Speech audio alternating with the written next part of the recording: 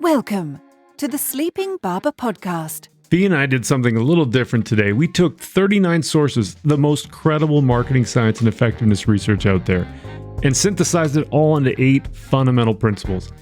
In about an hour, you're going to get decades worth of research compressed into 8 practical, bite-sized, and hopefully fun insights that'll help you avoid the most common marketing mistakes and actually drive growth.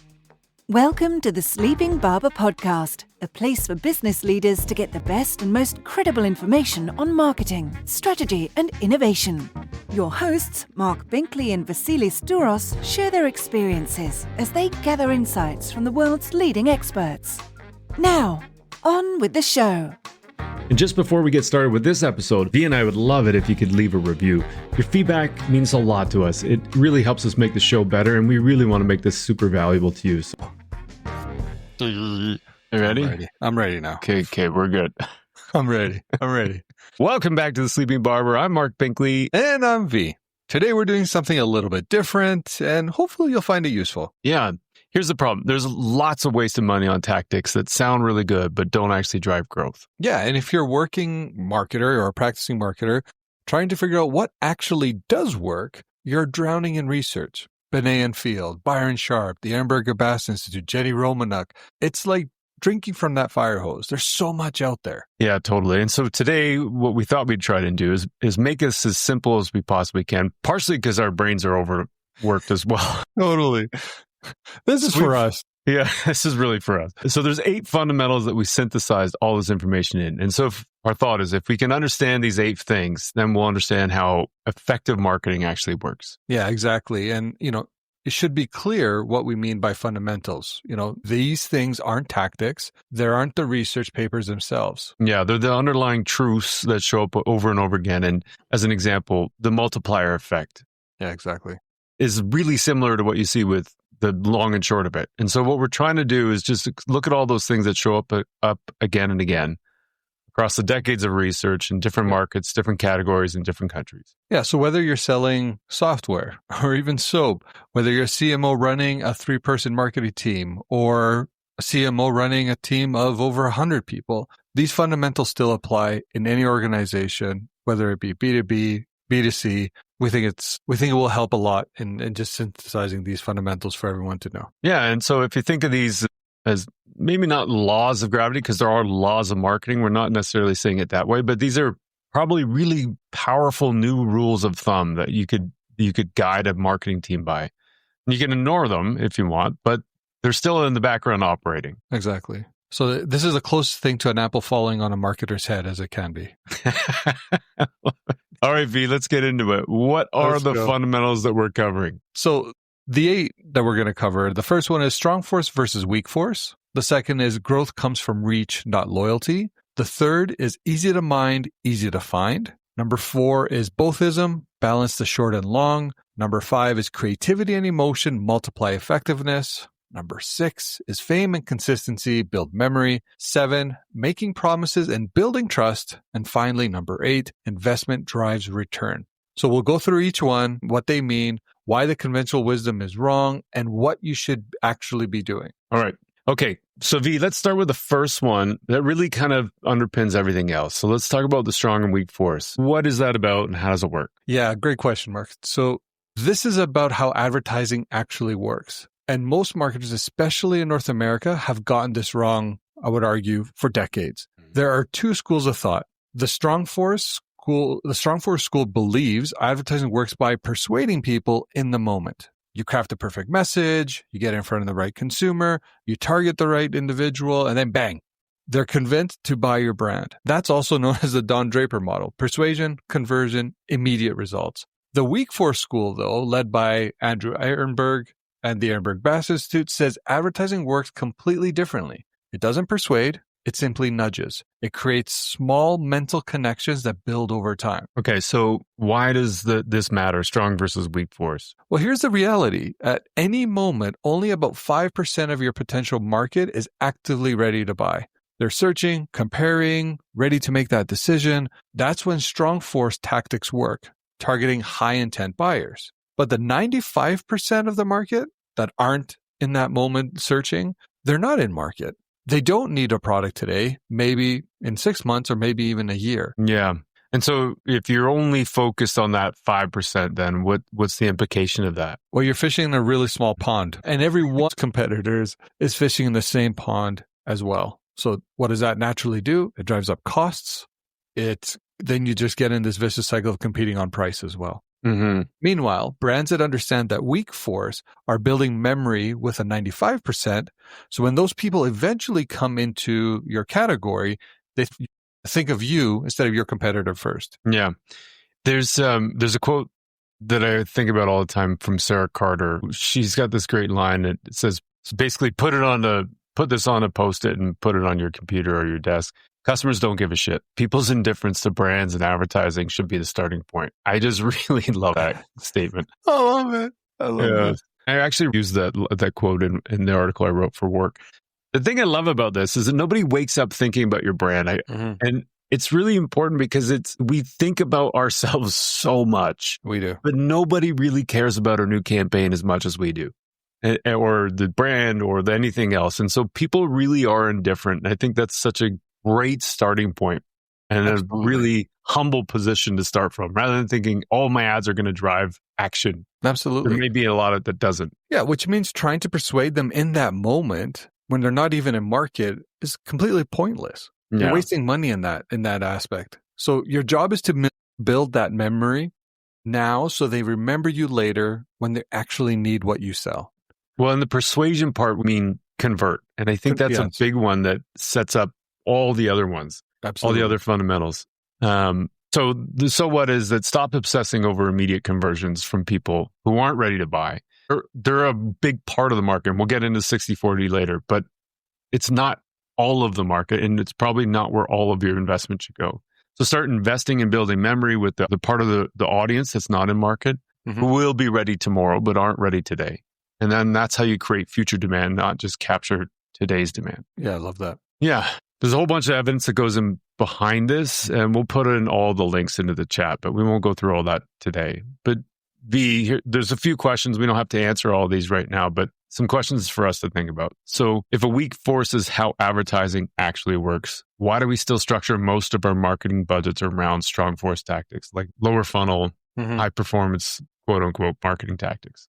Because at the end of the day, it's what the business is able to see through a short-term lens. And depending on the industry that you're in, what you find often is people always say, am I able to capture the intent that's currently in market? Is there enough intent for me to try to drive the desired outcome? And I think that naturally pushes into this short-termism. And we have, vendors like Google where they'll tell you exactly your impression share and these search queries that you have are roughly 18%, which means you're leaving a huge opportunity to your competitors. So when you get into this mind of, I should start there. I should just make sure I'm capitalizing on everyone that's showing intent. That 5%, they're the easiest to capture without, and especially if you have these pressurized budgets, that just becomes the norm. It's like, might as well just go there instead of just investing on the long term, which I think is just a byproduct of people need results today. Yeah.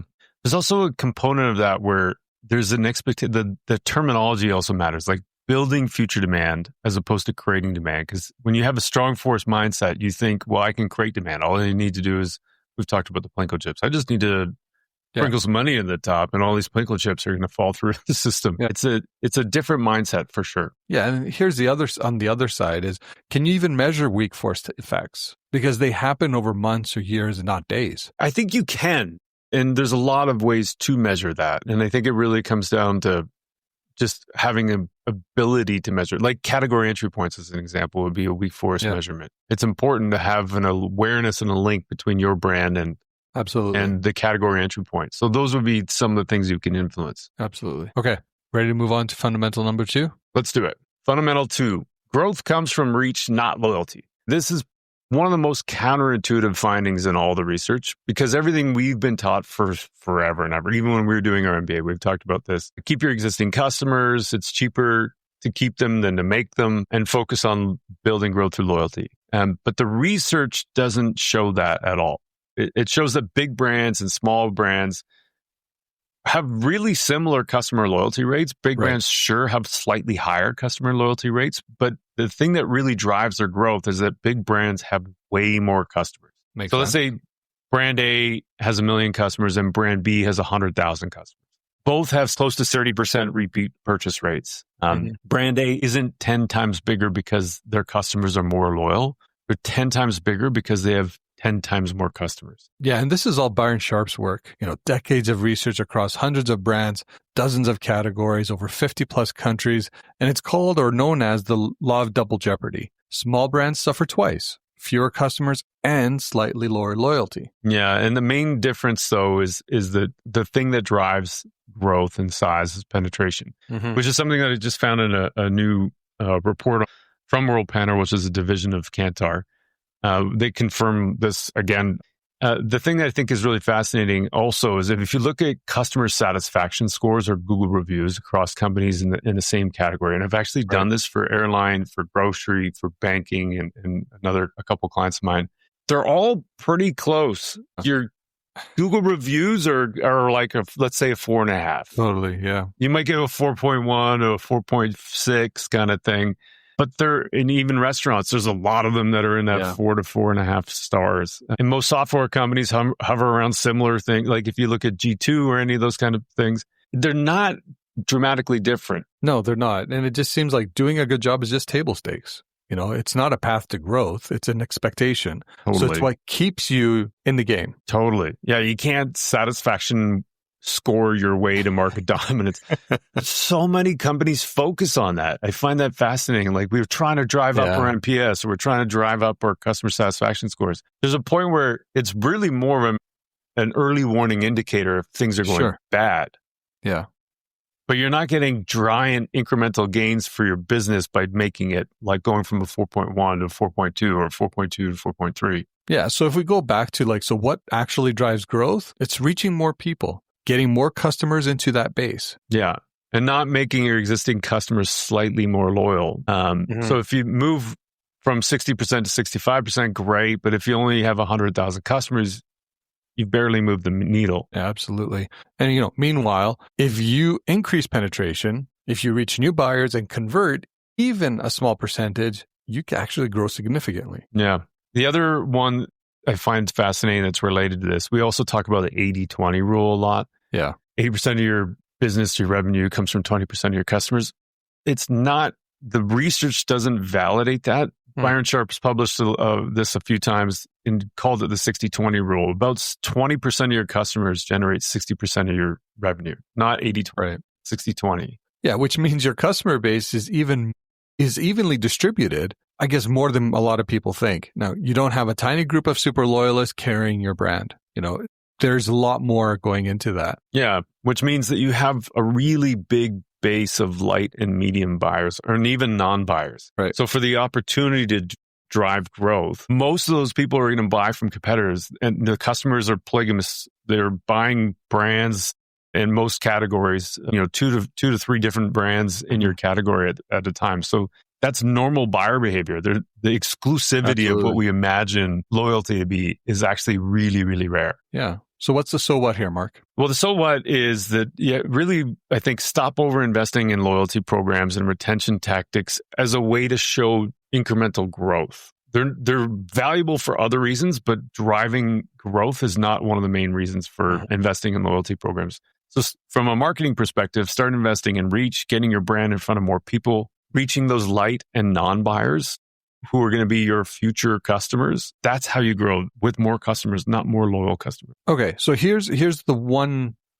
issue. You alluded to it just briefly. The problem that I have, if loyalty programs don't drive growth, why does every airline, hotel chain, and coffee shop have one? It's a good question for sure. I think they're doing a lot of different things, but there's 2 big ones. One, they give you customer data, which is one of the things I think is really, really valuable. It's almost market research. And 2, they create a slight preference when the customer is deciding between 2 roughly equal brands. But like I've talked about this before, I think I shop regularly at about 4 or 5 grocery stores. I have 4 or 5 loyalty programs. Yeah, no, that's fair. But let's pick on the airline industry. They don't naturally make someone who flies United exclusively suddenly fly them twice as much. Yeah. They might just choose United or American when they have similar flights at similar prices. In Canada, where we live, WestJet versus Air Canada is an example. Yep. WestJet has, I think I heard 108 direct destinations from Calgary, whereas Air Canada only had something like a dozen. So there's going to be advantages there that have nothing to do with their loyalty program. It's just because they fly more places, they serve me better. And so that's the reason I'm choosing. Yeah, so it's more about share of wallet then within buyers you already have, not about driving growth. Exactly. And I think there's another question here. What about B2B? Like, does this apply to B2B? You have a smaller pool of potential customers. Do we even pursue penetration strategy? There's an idea there around land and expand in B2B. Yeah, I think you can. I really do. But it will look a little bit differently. Like in B2B, penetration might mean getting into more accounts, getting into more departments within accounts, or even expanding into adjacent verticals. Yeah. That's what I would. Yeah. Yeah, I agree with that. And I think that the principle still holds there. So when you grow by reaching more buyers, not by making existing buyers slightly more satisfied. Yeah, my only pushback here, though, is that B2B have naturally very long sales cycles. So retention matters more because the cost of acquisition is so high. Yeah, it's true. There's a couple of things, too, that I think are important to discuss. And I mean, we're not going to get deeply into this in this conversation, but there is a thing about repertoire versus subscription markets. And in a lot of B2B businesses, you have, like, I only need one ERP. I'm not going to have 3 or 4. So even in that, like loyalty, quote unquote, could just mean that it's too much of a pain in the ass to rip out whatever it is that I've committed to. That's fair. Yeah, I agree with that. Number 3, V, what have we got? Easy to mind, easy to find. All right. What does that mean?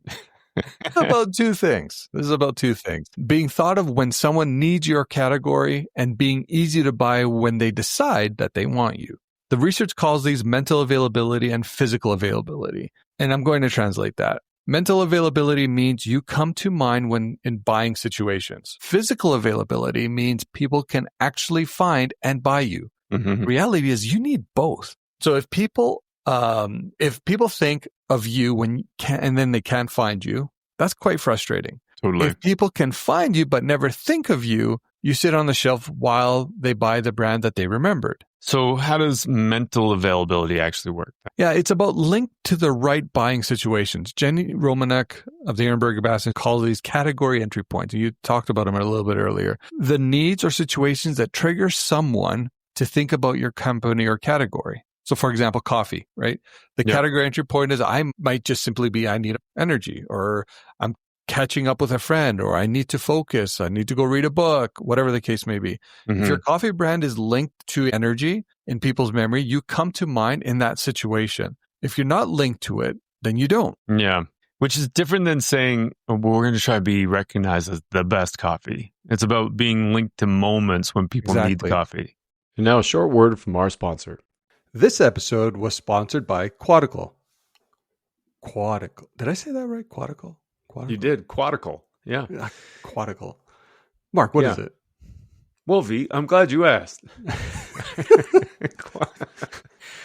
Quadical is my own company, actually. So, I'm the Sleeping Barber podcast co-host with you, but I also have my own company. And so I'm happy to sponsor the Sleeping Barber podcast.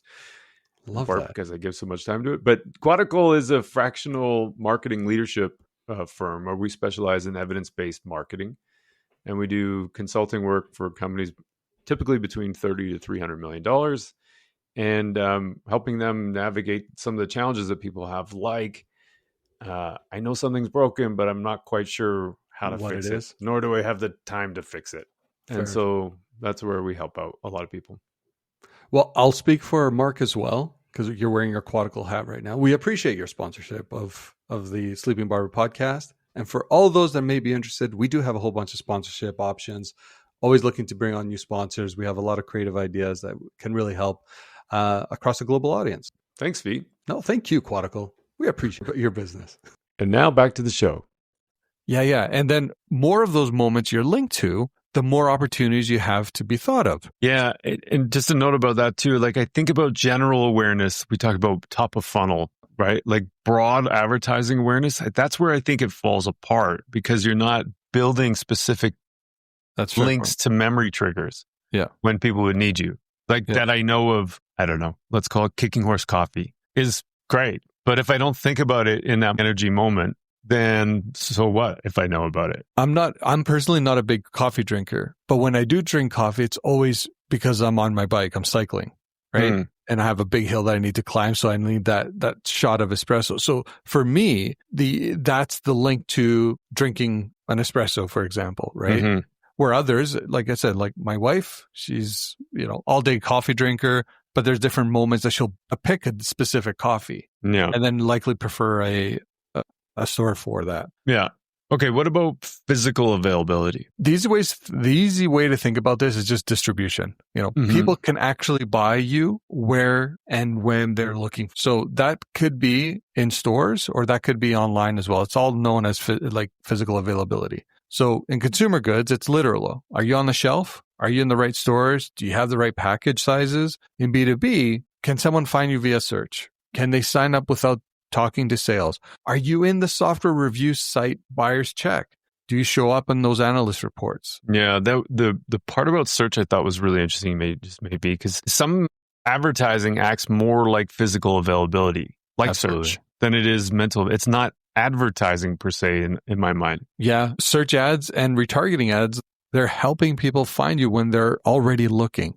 They're like the signage in a mall or, the product on a store shelf. I remember we talked to Ari a while back, and he had this great line about the idea of physical availability is to harvest the mental availability you've built through the brand campaigns. Well, exactly. But here's the critical part. Your brand needs to look like itself across both. If someone remembers your brand from a TV campaign, for example, and searches for you on your website and it looks completely different, naturally that creates a disconnect. That's a classic example of Tropicana, I think, when they had this massive rebrand. They changed all the packaging and people went to the store shelves and didn't see the product anymore because it was something totally different. So the physical availability wasn't reinforcing the mental availability that had been built over years. Yeah, and not everyone uses this, but think about Apple. The Apple Store looks like an Apple ad, looks like an iPhone box, looks like a website. It's totally consistent. Like the experience is the same wherever you look. Yeah, Nike is another one too, where the swoosh is everywhere and Just Do It is everywhere. And that was one of the things in their recent decline that I think they had talked about, where they're kind of getting away from the consistency of that and the look and the feel of it. Yeah, and so... yeah, it's, I think, really important to think about these things as they're linked and they're not independent. It's not just an ad running in the wild. Like it has to be built and connected to the physical availability. Absolutely. And it's that consistency across all those different touch points that helps build those memory structures. And that memory makes you easy to mind. So what's the takeaway here beyond this? Like, what does it mean? Yeah, so the big so what here is that stop obsessing over differentiation, being unique compared to your competitors. Start focusing on availability, being easy to think of and easy to find. Building connections to more buying situations is also really important. And show up where people are looking and make sure your brand looks like itself everywhere. Yeah. Now, there's a whole bunch of supporting research. Jenni Romaniuk's Building Distinctive Brand Assets, Byron Sharp's How Brands Grow, the B2B Institute with Jenni Romaniuk with the category entry points, the B2B World, and of course, Binet Field, Fame Beats Uniqueness. Obviously, we'll link to all of these as well for those that want to dive deeper into this fundamental. But yeah. Yeah.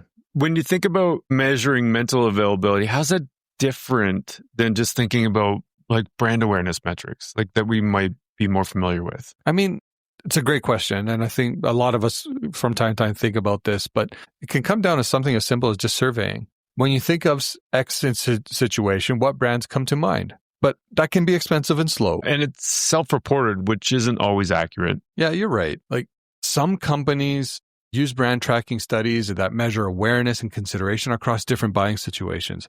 But most small brands can't even afford to do that. Yeah, I struggle with this one too a lot. So what do you do if you're a smaller company, like a lot of mid-sized companies, even a lot of big companies don't want to invest in research. Yeah. So let's say you have limited resources, and never mind the size of the company. Do you focus on mental availability first or physical availability first? I still think you need both. But there is a sequence here, right? So if you build mental availability, but people can't find you, you wasted money. Yeah. So the basic need here is physical availability. Your website can be found via search. Products, are they available? Are you on the store shelf? I think that's where you have to start for sure. I just actually did this report on the 13 levers of growth. I put physical availability as actually some of the top ones and mental availability later because of that. Like if you can't get it, then it doesn't matter how many people know about it. Absolutely. Yeah, that's a good point. When you invest in mental availability, I think you get people thinking of buying you and buying situations, which is good. But like you said, I think getting that physical availability is so critical. Yeah. And although there is a small tension. In B2B specifically, the buying cycle is so long. Yeah. You might build mental availability with someone today, but they don't buy for 18 months. Yeah. And so what do you do in that situation? I mean, the big example now has become Salesforce as an example. Right. Why consistency matters. Right. So, which we'll talk to about a little bit later as well. But for me, maintaining that consistency, but I'm not going to sit here and pretend that it's not a challenge. It absolutely is. There's also we've talked about this with Mimi and Jan before, the number of buyers in B2B, like you'd think there's a target buyer and an ICP, but there's really upwards of 20-ish people making, 25 people making decisions in B2B. And so, like that idea of reach is going to take some time, even within an organization, because they're all coming in and out of the buying cycle at different times. Yeah, absolutely. Yeah. Moving right along. Fundamental number 4. Bothism, bouncing short and long. This one, Marc Ritson coined the term, as far as I can tell. But the principle comes from Les Binet and Binet Field. And so the core idea from them is that you need both brand building and sales activation, not one or the other. So do both, which I think relates also to mental and physical availability in my mind. Yeah. But sales activation is short term. It's performance marketing, it's promotions, it's targeted campaigns, it's going after the 5% of the people who are in market right now who are ready to buy. Brand building is longer term. It's about creating memory. It's about reach, emotion, fame. It targets the 95% of people who aren't ready to buy yet. And so the optimal balance, according to the long and short of it, which looked at lots and lots of campaigns over a long period of time, is 60% brand building and 40% sales activation. That ratio shifts depending on context. So B2B might need even more brand, maybe 70-30, because its buying cycles are longer. Yeah. And there might be some that, are like 30-70. So it's not an exact rule. I know we've talked to James Herman about this. His take on it is like, just do both. The multiplier effect says do both. And so whatever split that is. And sometimes it's really hard to define that split because something you might be running has an offer in it. And so do you classify it as an activation or is it in brand? And so it's a really tricky one, but the idea on its own, I think, is that you just need both, because if you only do sales activation, you're always just going to be competing in the red ocean for the same 5% of the in-market buyers who are all driving up costs to get the clicks and to get that high-intent audience. And so you end up in a bidding war, and at that moment, you turn it off spend, the sales disappear because you haven't built any long-term equity. Nobody's searching for you by name. And if you only do brand building, you might miss out on some of the demand that exists today and leave money on the table. Brand building, I struggle with this word and there's nuances, but I don't know if it creates future demand, but it definitely builds future demand. And it's a very binary way to look at this, but sales activation, performance marketing captures existing demand. So if you want to think about it in terms of that, that's why it's important to do both. Right. And here's the critical insight. Brand building makes your sales activation more efficient. Totally. Yeah, we've talked about this a bunch of times. We broke Facebook once when we were working together, and that was our brand building channel, and all of our performance marketing numbers went haywire in the wrong way. Yeah, absolutely. So that was a really interesting insight. And I think when people already know your brand, your performance marketing works better, your conversion rates go up, your cost per acquisition goes down, familiarity reduces friction. Like people just type in your name into Google instead of it being or into ChatGPT or whatever the thing is now, instead of looking for the search results. Well, even Work published a research on this earlier this year called the multiplier effect. Brand building literally multiplies the effectiveness of your activation spend, which is great. And we were able to talk to David Tiltman about it when we were in Cannes. Yeah, there's they call it the performance penalty, I think it was. Right. And so if you're only focusing on short-term tactics, you're actually missing out on a big portion of the revenue opportunity. If you're 90% weighted towards performance marketing, you're actually performing worse over time. Right. And Binet and Field call this the short-term trap, right? So you're addicted to performance marketing because it shows immediate results, but you're slowly eroding your brand equity and long-term growth potential. Yeah, and getting out of the trap is really hard. And we've seen this. We just talked about it with Lululemon, actually. Yeah. The moment you pull budget from performance to invest in brands, short-term numbers are probably going to dip. And so when you look at a line-by-line spreadsheet marketing sort of performance report, nobody wants to see that because there's a sense of comfort in seeing those ROAS numbers go up, which is a really big problem. Yeah, it makes your CEO panics. Everyone starts panicking, right? So you shift back to performance and the cycle continues. Yeah. And there's an interesting line that Binet Field have talked about called the handover point. Mm-hmm. So brand effects take 3 to 12 months to show up in the data, but once they kick in, they overtake short-term benefits. And that's the idea of the compounding of long and short of it. Yeah, totally. So like in month 1, for example, your sales activation shows results. Your brand building shows nothing. Yeah. And then by month 6, month 12, there's the report that I think it was an Effies case study, or maybe it's an IPA effectiveness study that Les Binet had done on when the chips are down, the McCain's French fries. Mm-hmm. They looked at the impact of brand over 9 years and showed massive improvements. Yeah, of course. In price elasticity, as an example. Mm-hmm. And so if you're focused on how do we do this weekend, you'll never get to that point. No.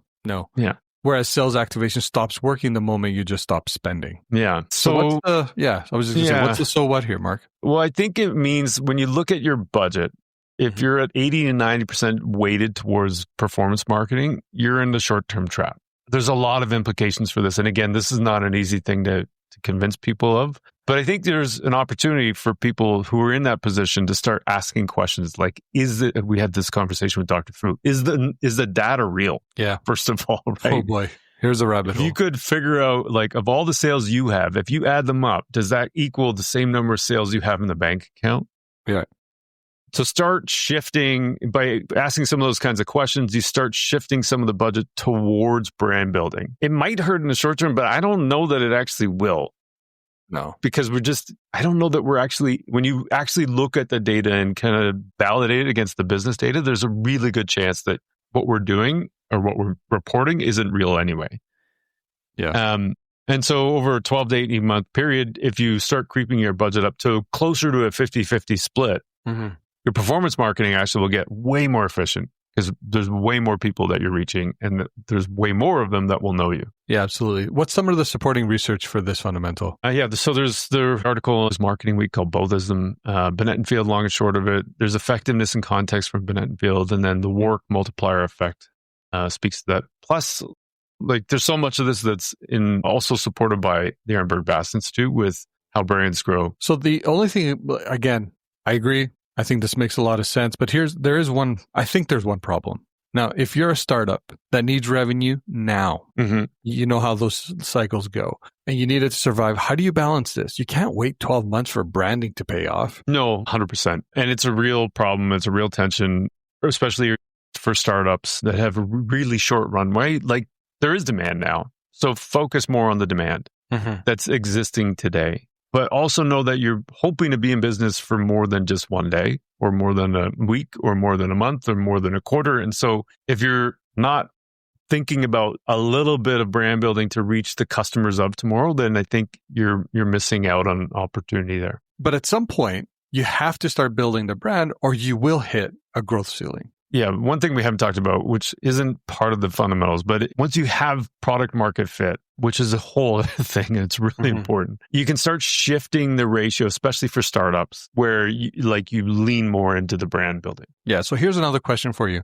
How do you prove to your CFO that you need to be spending 60% of your A&P on brand building is actually working when the results won't show up for 6 to 12 months? Yeah, you forgot to laugh. It's a tough conversation. Yeah, it's a tough conversation for sure. Also, again, not easy, and probably one of those things where you could easily default to say it depends. Yeah. Seriously though, what's the answer? Honestly, This is a lot about expectations, which is why we started I'm pointing up, like, because yeah. So if you go back to point number one, which is the idea of it being a strong versus weak force. I've talked about this a lot, but if you go into a conversation with a CEO with an idea of marketing and specifically advertising being a strong force, like we can make it rain, just give me money and we'll turn it into dollars, then there's an expectation that you do that now and quickly. But if you start with the idea that advertising is honestly more of a weak force than it is a strong force, then the conversation with the CEO shifts. And I think you can have a more intellectual, honest conversation with the CFO, the CEO, the CPO, the CIO, or whichever O you want to talk to. Because the research is really, really clear, and it really supports the idea that when you invest in brand building, you're going to eventually grow. It's so dependent on so many other factors, including market demand. But here's where I struggle with this. Mm-hmm. None of this shows up on a P&L. Yeah. The expenses of marketing do. They do, and they always get cut. But yeah, and I think this is where, one of the things that's really important is to have conversations with leadership, I should say, that is about a long-term view. And if you think about one of the things we talked about earlier with market penetration, if you measure incremental market penetration, it also is a really interesting conversation and different from an ROI conversation, because we're talking about the market. We're talking about the things that affect the market. We're talking about things that affect buyer decisions. And we're talking about things that you can measure, and we're forcing the business to measure and help report back to marketing, as opposed to just saying, here's the marketing numbers that show a ROAS of X, throw it over the fence and go, that we're done. I think that's a more meaningful conversation. Okay, I'm going to squeeze in one more quick question for you. So imagine this, that you've overinvested in performance marketing for years. It's just the way an organization or your company or your service has always just been out in market. How do you get out of that short-term trap without tanking this quarter's numbers? It's a good one. There's a couple of Airbnb is an example. I think they just did it overnight. They just went cold turkey. Yeah. And so you're always, like, any company of any size is going to have sales no matter what. So this is where I think the intellectual honesty comes from. There's a baseline of sales you're always going to have because the company just exists. It's open. It's got stores. It's got doors. It's got a website. It's got e-com, whatever the thing is. By turning off the advertising is not going to make the company go to zero sales overnight. No, so absolutely. In the case of Airbnb, they switch entirely from performance to brand and have done exceptionally well. But you can easily just go gradually. And so you don't have to go from 90-10 or 100-0 to 60-40 overnight. You go 5-10% a quarter and shift it every quarter. And over a period of years, you rebalance. But what I'm hearing is you really have to commit to it. You can't shift for one quarter, see short-term results dip, panic, and then shift back. Yeah, and that's the trap. You have to ride it out. But I think in order to ride it out, need to have the knowledge to explain why. That's fair. Number 5. We're flying along here, V. We are flying. Creativity and emotion multiply effectiveness. Okay. So, yeah. Tell me more.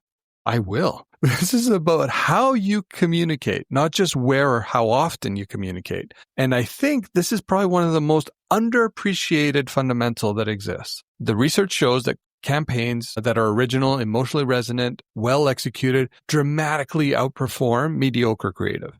We're not talking about 10% better. We're talking about 10x, 11x, 12. Yeah, that seems hard to believe, especially from my background when we worked together, thinking about targeting. Like, this targeting is the thing. I know. But like Peter Field and Les Binet analyzed thousands of campaigns in the IPA Databank. Highly creative campaigns are 11 times more efficient at driving market share growth than campaigns with average creativity. Yeah, the 11 times thing, that's not 11%. That's like 1,100%. Absolutely. Yeah, it's a completely different level of effectiveness. System 1 and the IPA did another study recently, the power of compound creativity, showing that creative quality compounds over time. Why does creativity work so much better than what we thought? It's because of what we've talked about in Fundamental 1. Consumers don't give a shit. People are so indifferent to advertising. Yeah. Now, if people are indifferent, rational arguments don't break through. Features and benefits don't break through. but emotion does. See, Apple, they constantly do this. They never talk about their speeds. It's how they use their phones instead. Yeah. It's funny because even with Apple, they are pretty emotional ads, but they're product ads. So it's, the emotion is, I think, the thing that cuts through the indifference. Like, it would be easy just to show their phone or their computer. Yeah, absolutely. You can make someone feel something. It could be joy, nostalgia, what else? Surprise, and even sadness. Like, of course, you don't always want to make people cry. Yeah, it's funny because I remember there's so many of those ads where you're like, from a brand perspective, you're like, oh, we got to make people feel something. And then all of them would be about tears or sorrow. But there's lots of things that I think are fun and funny and just like a, eyebrow lift. Like, it doesn't have to be, there's so many more emotions than just tears. No, I know. Absolutely. Did you make someone cry today? Which is the point about that 595 rule that we talked about earlier and the Bothism. There's 95% of the people aren't in market right now. So if you can get those people to pay any attention to you whatsoever, through a bit of an emotional hook and putting your brand cues in there, I think that's really powerful. Yeah, exactly. So trying to persuade them with rational features just doesn't work. They don't care. They're not shopping right now. Yeah. And if you make them feel something, then you can create memory. And again, going back to what you were talking about before, linking that memory to a specific buying situation, I think is really the key there. Yeah, absolutely. And that's the memory that sits there, right? Over time, 6 months later, when they do need your category, they remember the brand that made them feel something. WestJet made me cry because they did the great, Christmas Miracle campaign, not the brand that listed all the features and the benefits of said products. Yeah, and it's rampant in B2B. The featureitis kind of listing. Oh, goodness. It's crazy how much of that happens. Yeah, absolutely. Yeah, and so emotion is one of the big things that builds memory, and memory is how you become easy to mine. Yeah, if you think about, Karen Nussel-Fields has done research showing that emotional intensity in ads drives attention, which drives encoding into memory. If your ad is boring, people don't pay attention. If they don't pay attention, they don't remember. Yeah. There's a similar report as well called The Extraordinary Cost of Dull from System 1, Peter Field and Adam Morgan, where they showed how much effectiveness you lose with boring creative. Yeah. That one particular ad with the cow chewing grass. Right. Yeah, which was it was in the middle of the pack. So in other words, half the ads they tested were worse than a cow chew. And here's what's hard for a lot of marketers. Emotion beats rational argumentation, even in B2B. Yeah, even software, like things like that, where you would normally think there's not any room for emotion. Yeah, absolutely. Like the LinkedIn B2B Institute published the B2B Effectiveness Code showing this explicitly. B2B buyers are still humans. They're not logic machines. It's funny because I'm just going through all these moments when I have work with B2B and like, there's so much of that's out there. There's so much rationality-based ideas. It's a huge. I actually got into an argument. Well, not an argument. Easy now.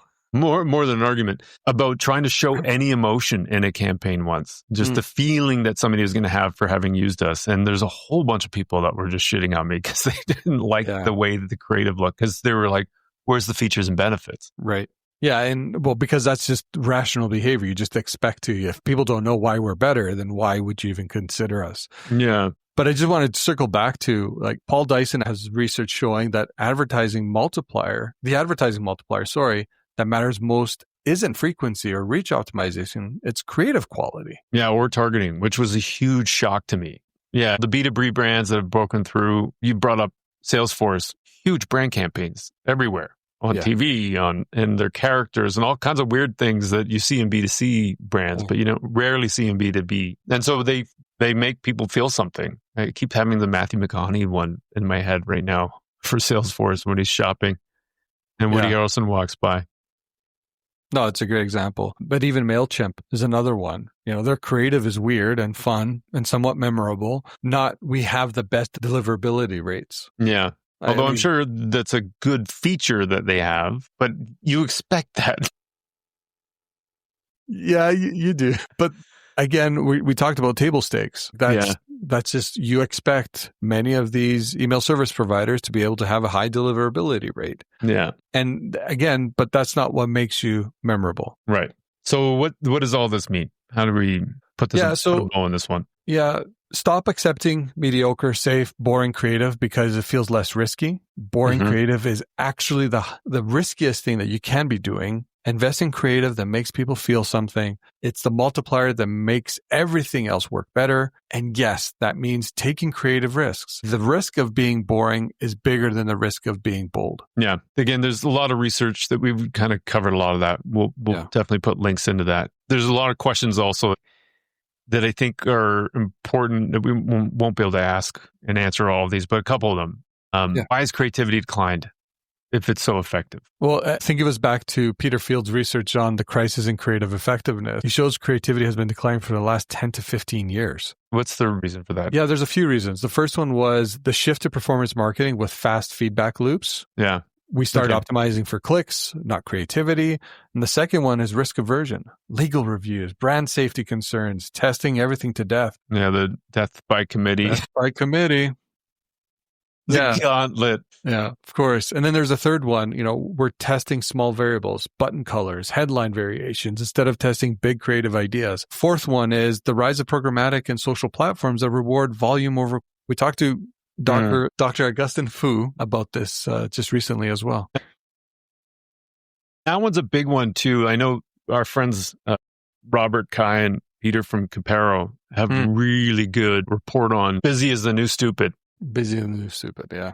It's amazing. Their report is so poignant. We have all these new channels, and all these new channels have so many different ad formats. And then we're busy producing so many different ad formats. And in some cases on platforms that nobody even sees. And so then we're spending more and more on producing more and more creative assets and less on media that actually reaches real people. And so you run into this situation where you're optimizing for all these micro conversions instead of the one big thing that you're actually trying to do, which is drive business outcome. Yeah, of course. With all the iterations that we've gone through, when you think about from a creative perspective, that naturally creates lower quality or creative quality. Yeah. So the two things are actually connected more than a lot of people believe. Okay. We're moving on to fundamental number 6. Fundamental 6. So fame means broad. Fame and consistency build memory. So fame means broad awareness. Lots of people have heard about you, even if they're not customers yet. Okay. And the research shows that famous brands have a huge advantage. They come to mind first. They get into consideration sets more easily, and they can charge higher prices. So Binet Field's analysis showed that campaigns focused on building fame drive better long-term business results than campaigns focused on differentiation or persuasion. Yeah, is there a reason why though? I think the big one is that fame makes you easy to mind for more people in more situations. But it's not just about reach, it's about consistency, which is where Jenni Romaniuk's work on distinctive brand assets come in. So those are the sensory cues, the visual and verbal audio assets that uniquely identify your brand. So can you help me with some examples? Totally. The McDonald's Golden Arches, Nike swoosh, the Coca-Cola bottle shape, Intel's sound. There's even things like the Oreo twist, dip and dunk, that kind of thing. Corona, the lime in the bottle. Like all those things are what I would call as distinctive brand assets. And so when you hear them or you see them, you instantly think of the brand. They're memory shortcuts. Okay, so then the way you build these memory structures is through consistency, using that same asset over and over again over years or potentially even decades. So many brands don't do this because they refresh their identity every 3 to 4 years. Right. You change your tagline, you redesign the logo, you get rid of a character, all those kinds of things. And so by constantly refreshing those things, you run into some challenges. Well, essentially, you're resetting those memory structures. Yeah. You're throwing away any equity or all the equity that was built over time with them. Yeah. We were talking to Nicole Hartnett last week that shows, and she had that great report that shows that marketers really underestimate how unique their distinctive assets are. And so when we think about our logos, our colors, our visual style, there's some opportunities there for us to really invest in those things and make them really famous. Yeah, absolutely. And at the same time, marketers overestimate how easy it is to build fame. Totally. We think about, campaigns in terms of sometimes weeks, like we ran a campaign for 8 weeks. Everyone knows about us now. Oh. But and Nicole had said, I wouldn't measure these things more than once a year at most. So you might think your logo is tired, but if it's actually one of your strongest assets, and people recognize it, and link it to your brand, changing it is actually a huge mistake. Maybe Cracker Barrel is one. Totally. Yeah, there's so many examples like that. Think about throwing away years and years of equity just in a whim. Right. And again, I know we always talk about the Nikes and the Apples, but like if we talk about Apple, they've had the same Apple logo since 1977. They've evolved it, rainbow to monochrome, but it's always just been an apple, right? Yeah. And Coca-Cola, that like the script logo has been essentially the same for over a century. I saw a woman the other day with a Coca-Cola tattoo over her eyebrow. Even weird. Okay. Even like the Coca-Cola bottle, it's a famous brief that they gave for that. And what I find fascinating about that is they take a picture of the bottle and they put it on the can just to build that distinctive asset. Yeah. Well, another famous example, obviously, is the swoosh, right? The swoosh came about, 1971?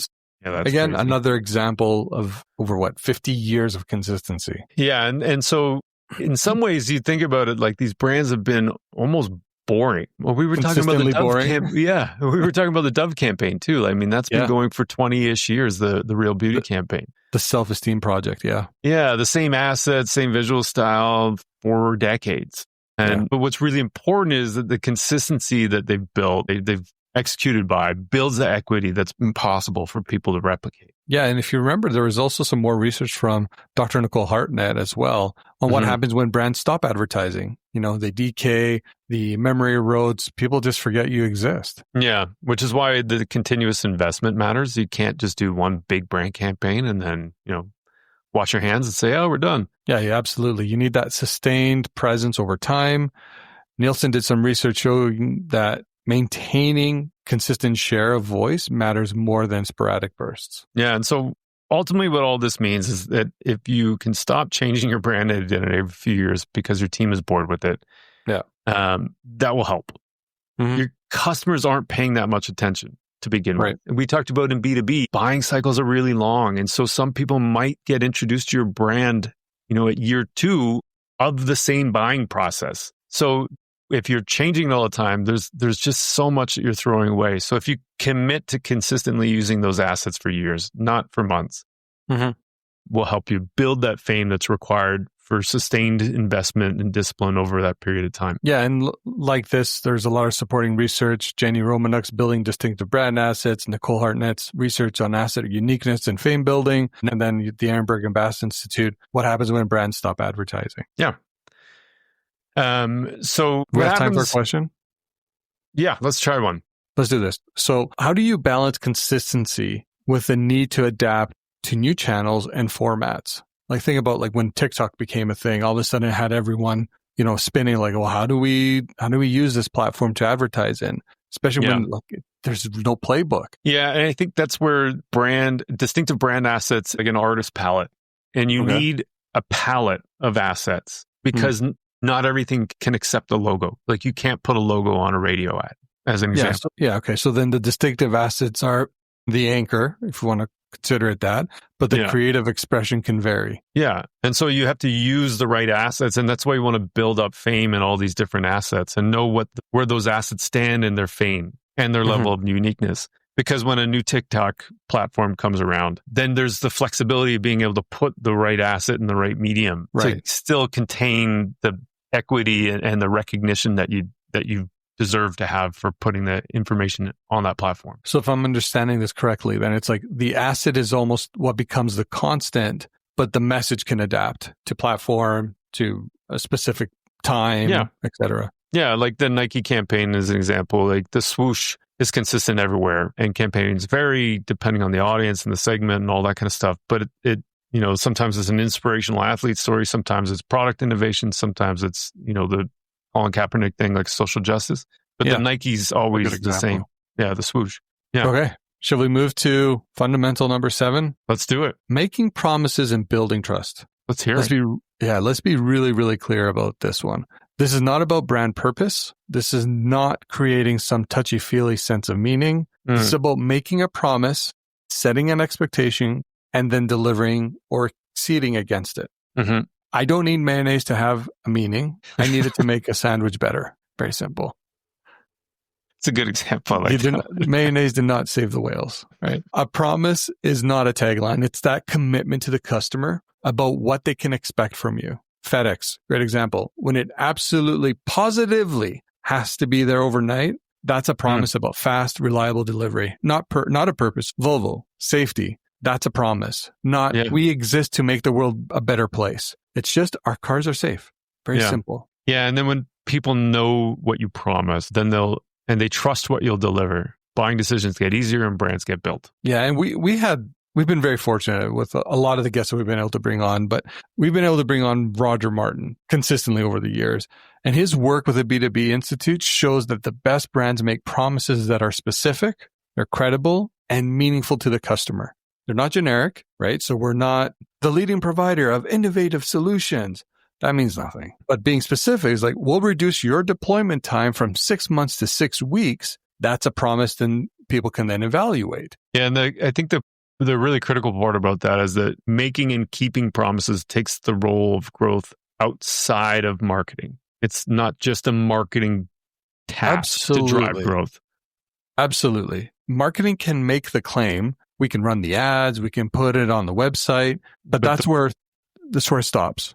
And the rest of the organization, product development, customer service, IT, distribution, sales, they all have to be able to make sure the brand can live up to that promise. Exactly. So if marketing promises fast delivery, but logistics can't deliver, you don't have a marketing problem. You have a trust problem then. Yeah, and if marketing promises ease of use, but the product is super complicated, support is slow to respond, and then the promise is broken. And this comes down to, I would argue, why one of the biggest fundamental reasons why a lot of brands struggle. Marketing is making promises that the businesses can't keep. Yeah. And I think that's where customers do notice. Maybe not the first time, but by the second or third time, you break the promise, they're gone. Yeah, and in this age of social media, they also tell everyone about it on their way out, right? Yeah, so trust really requires an alignment across the entire organization. Everyone owns the promise, not just marketing. Yeah, and here's where marketers often get this wrong. They try to manufacture meaning through campaigns without actually having it in their business model. You can't just say, we care about sustainability if your supply chain is a disaster. Mm-hmm. You can't claim to be customer obsessed if your customer service is terrible. Yeah, trust really does come from that consistency between what you promise and what you deliver, and you can't fake that. Yeah, so if I had to, like you said, wrap a bow around this or tie a bow around this, the TLDR, figure out what promises your brand can credibly make and actually deliver on. Not what you wish you could promise, what you can actually do consistently. That makes the promise clear and simple, and then get the entire organization aligned to keep that. Because if marketing is writing checks the businesses can't cash, you're destroying trust. You're not building it. Yeah, and there's a ton of research around this that's really good. We talked about promise to the customer. There's a B2B version and B2C version. There's the Edelman Trust Barometer has talked about how important trust is in driving profit. And then Kantar's brand Z analysis also speaks to some of this as well. So, Okay, so I got a short question for you, V. How do you create a clear, compelling promise in categories that are totally commoditized where everyone can make the same claim? I think you have to get really specific, not great customer service. I'm using air quotes here, but we answer the phone in under 30 seconds as an example.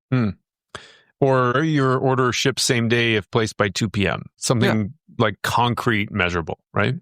The more specific the promise, the more credible it is, and the easier it is to hold yourself accountable and your organization. Yeah, that's a good point. There's also this thing around how do you get the entire organization aligned around this and keeping a brand promise, because it's really a cross-functional leadership challenge. It's not an ad campaign in that sense. Not at all, actually. I would argue your CMO and your COO have to co-create this promise. If operations can't deliver it, don't promise it. If you promise it, operations has to resource it. That has to be the deal, right? Yeah, which is big part of the reason why I always think about this, like winning is a team sport. When you look at things like ROAS exclusively as a marketing function, then you miss out on all this richness of how to actually drive growth. Yeah, then you're going to have a trust problem because marketing will promise things over and over again that operations just can't deliver on. And then the customers will find other solutions that are more consistent for them. Yeah. Okay, let's get on to last fundamental, number 8. We've done it, man. Here we go. Investment drives return. Okay, so the research here is unambiguous. It's very clear. Share of voice predicts share of market. Brands that invest more in marketing relative to the market share tend to grow. Brands that invest less tend to shrink. This is called excess share of voice, or ESOV. So if you have a 10% market share and you're spending 15% of the total category marketing spend, you have a +5 ESOV.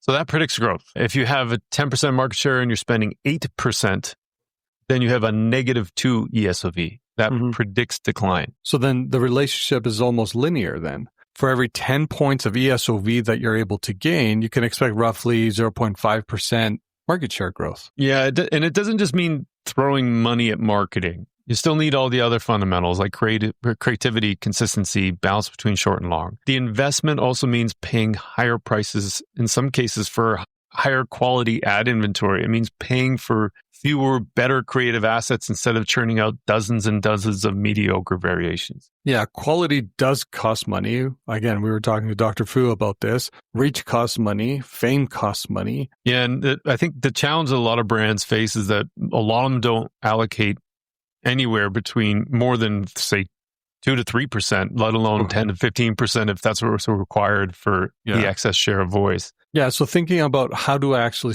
apply this ESOV it can be difficult. But the reality is we're very likely underinvesting in media to get the distribution that we need to make that genuine impact. Yeah, and I think with the rise of short-termism, we're challenged by the ROI-based thinking that rewards cutting budgets because you can drive incremental return if you just cut your marketing budget. Yeah, wasn't it Tim Ambler that wrote about this in Marketing Metrics? The pressure to show immediate returns leads to that chronic underinvestment. Yeah, which is what Chip Wilson was talking about with Lululemon. Yeah. You know, and there's also the media fragmentation, which forces us to spend more on making more creative variations, which we talked about a little bit earlier, for different platforms and different formats. Yeah, and then MarTech the costs keep creeping up, taking dollars away from media that gives you the reach. We need to drive growth. And we know tech debt is a real thing in many organizations. Yeah, investing tons of money in things you're not even using.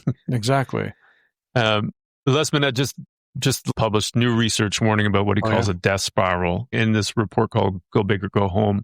So marketers are caught between efficiency and effectiveness. A lot of people are underfunding the effectiveness component and hyper-focused on efficiency. Yeah, again, it's just another one of those examples where we're getting more efficient at targeting, measurement, and optimizations, but we're becoming less effective at actually growing brands. Yeah, because we're spending more money on tools and creative agencies and less money on reaching people. And when budgets get cut, which they do, we lose that ability to maintain that share of voice, which actually ultimately matters at the end of the day. Yeah, there's IPA research on this in advertising in a recession, and the findings were pretty clear that brands that maintained or increased marketing spend during the 2008 recession came out stronger. Brands that came out weaker, and many never recovered. That's a good point, because it almost feels like when you stop advertising, that advertising cycle, you don't just lose that short-term sales, you lose memory. And we've talked about this in the other fundamentals as well, but when you're losing memory, you're actually losing that share of voice,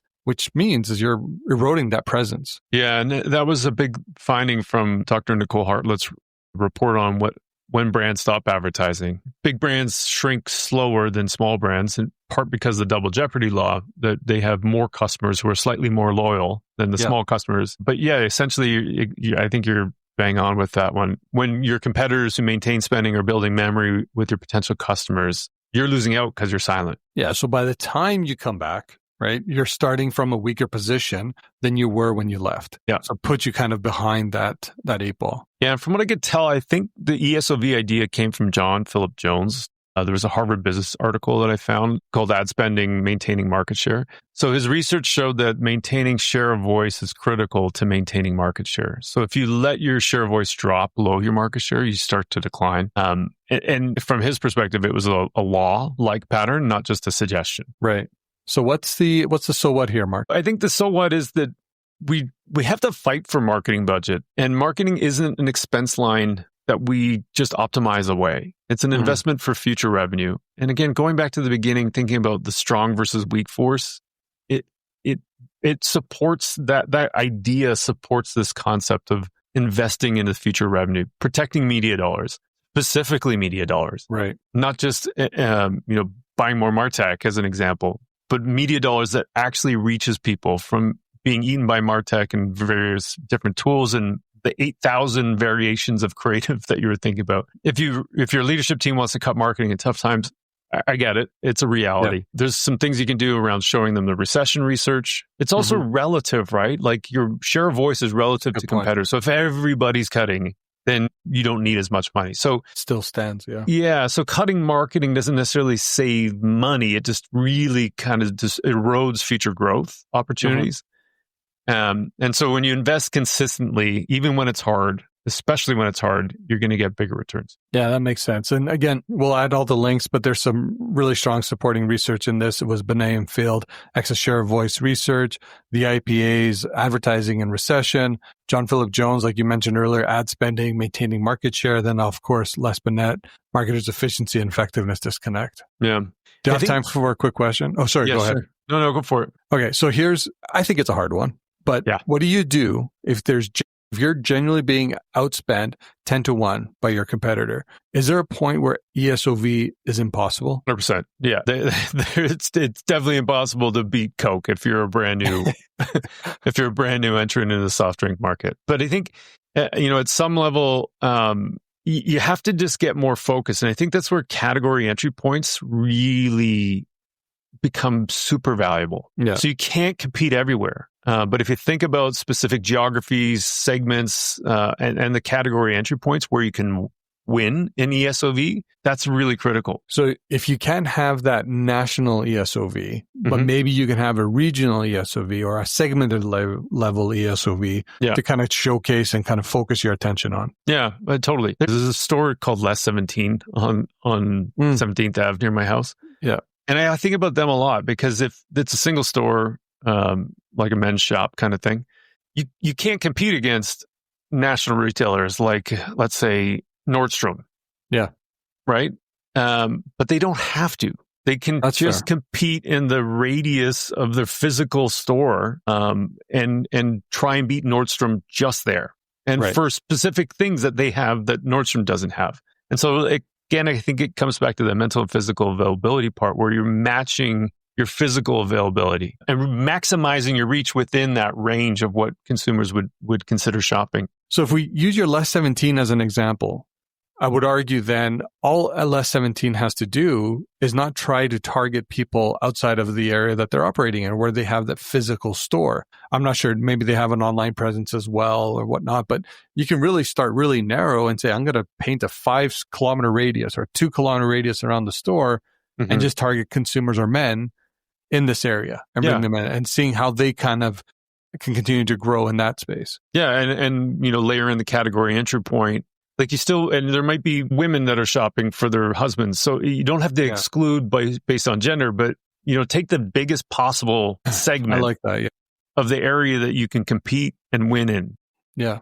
And so you can slice it a lot of different ways. It doesn't have to be based on gender. It doesn't have to exclusively be based on geography, but using those things to your advantage, I think you can win and outcompete giants. That's fair. No, that's completely fair. Okay. So we ran through 8 fundamentals. Let's bring this all together. Yeah. Okay. Here's the patterns then that I see. So all these fundamentals are about playing a longer game than most marketers are playing right now. What do you mean by that though? So the idea of like strong versus weak force, that's about building memory for future purchases, not just about capturing today's demand. Growth comes from reach. That's about getting more customers over time, not just squeezing more out of the ones you have. Easy to mind, easy to find. That's about being remembered in future buying situations and being available in more and more places. The Bothism, 60% of your budget goes to long-term brand building. That's a future-looking opportunity. Creativity and motion. That's what builds memory and lasts. And building memory takes time. When we talked about fame and consistency, that it comes over years and decades. You talked about promise and trust. And so that also happens over time because you make a promise, then you have to deliver. And you make a promise, and you have to deliver. And that pattern builds that trust and really is what builds brands. And then the investment part isn't just something you run a campaign in a single day. Obviously, it's going to take time because not everybody's buying today. Now, the 5% of the market that's shopping today isn't going to be the 5% who's shopping tomorrow. And so all that really does happen over months and years, less likely hours, days, and weeks. So it's like the pattern is time. So is that our message then back to CEOs and say, hey, just trust us. We got this. We just need time. Yeah, I think it's again, coming back to the beginning of the weak force for strong force. It's really a philosophy, I think, more than anything, of how do you believe advertising works? Because if you believe that it's sales done over media, you have that strong force leaning. If you believe that it's something else, then you have to be able to explain what that something else is. And it does take some time for it to happen, but there's giant payback, and there's a ton of great research to show the giant payback you can get. Yeah, absolutely. And that's why it's hard to apply as well, because these modern marketing culture that we're in is always talking about agility, speed to market, testing, optimization, immediate ROI. I don't know of a platform that doesn't promise immediate ROI. Totally. And we're always optimizing for this hour, this week, this day, depending on like Black Friday. Absolutely. We're literally optimizing hour by hour. And so there's times when you need to do that. And that's not to say that it's not relevant, but overall, that's where you need the balance. And you have to commit to the long game in order to become more effective in the short term. And I think that's what's interesting here. Like the brands that we talked about throughout this episode, they're doing this and they're committing to that long game. They're also more efficient in the short term, but it's also breaking that vicious cycle. Yeah. There's always that trade-off that you're trying to balance, I think, is the big thing. But it is about the balance. Absolutely. So if you were to take one thing from this episode, marketing is not about tactics or trends. It's about principles. Yeah, and these principles or fundamentals, they can really help you make solid strategic choices. Yeah, so rather than just chasing that latest tactic or channel or trend, you want to make sure that you're investing in these principles instead. Yeah, because all those here today, gone tomorrow things change all the time, but the fundamentals don't, and they apply to all those other new channels that are opportunities for you. Yeah, and I don't know, dude, I know we've had this in the back of our heads for such a long time. Obviously, a lot of work went into putting and organizing this episode, but I'm super excited to get this out there. So if it was useful to all those that are listening, please feel free to share it with another marketer who's trying to make sense of all this research and just kind of, knowing where to start. Yeah. And if you want us to go deeper on any of these topics or bring in speakers, we're always looking for suggestions and would love to help make this easier to understand for you. So just let us know. Yeah, absolutely. Thanks for keeping us in your ears. This one's, it's been a good one. Yeah.